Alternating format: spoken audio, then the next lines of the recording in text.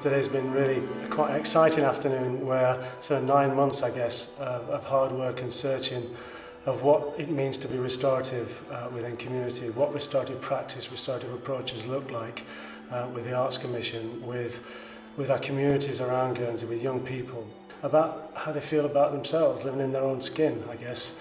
And art is the perfect way of somehow helping us communicate that and realising that. That's why we need artists. They express the inexpressible. They somehow communicate a language that we understand but perhaps don't speak, and allow us that freedom and that space to really get in touch with our emotional literacy, with our feelings.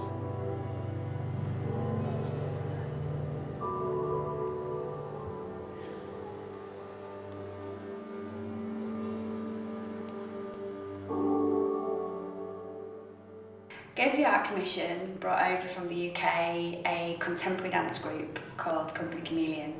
They performed a 15-minute dance piece which is called Push. This piece explores conflict and the shifting of power and how we relate to one another. They performed it for young people who were attending the Youth Commission's Summer Playscheme.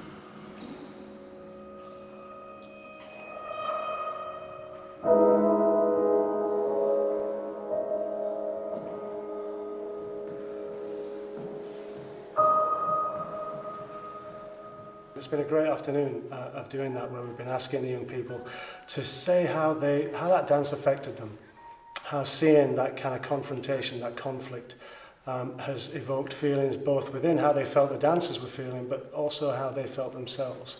And I think it's fair to say that some of the answers have been terribly profound and really quite moving. So after the dance, and after we got into a circle and laid out some ground rules and played some sort of ice-breaking games and getting to know each other, of actually connecting to each other, we started asking those restorative questions. You know, what happened? What were people thinking? How they were feeling? Who'd been affected by what had gone on? Now, I want you to write them down. Write some ideas down. Fighting, bullying, hurt, harm, were all answers that came back from very young people, some of which it was the first time that they'd ever seen a dance in their lives. And then we started talking about how that made them feel. They actually had understood what the dance was about, as I say, understanding the language even if they didn't speak it. So that was really positive.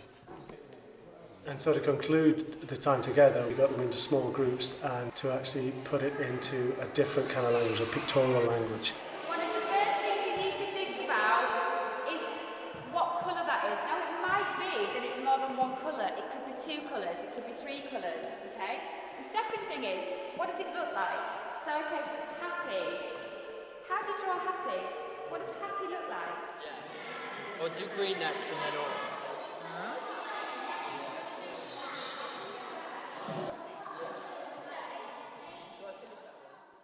So tell me first what emotion this is. Excited. Wow. Okay, please explain your drawing.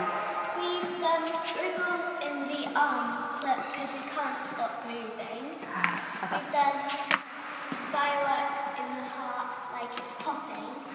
And we've done popcorn in the head because your head just pops when you're excited. So is this how it physically feels in your Yeah. body? Yeah? Brilliant. Well done. That is really, really good. Fantastic. Can you first start by telling us what emotion it is? Happy. Okay. Please explain your drawing. Some people, yes, when they're playing catch, makes them happy because they have to jump around, sometimes trip over. Does playing catch make you happy?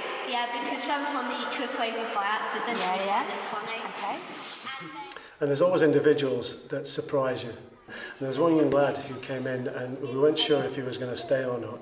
He seemed quite upset and quite disturbed, and the word that he used, he actually said, he wrote it down, that he was hurting when he arrived, and we weren't sure he was going to stay. And slowly, as the afternoon progressed, he became the most vocal and the most articulate in describing what he was seeing, how he was feeling, and how he'd been affected by it. By the end of the afternoon, he'd produced this incredible drawing and was the most articulate, deeply profound, and just shows the power of art how it can evoke such deep feelings, and how it helps us to actually come to terms with those feelings and articulate them in a way that changes our behaviour, that changes the way we feel, and makes us more centred and communicative human beings.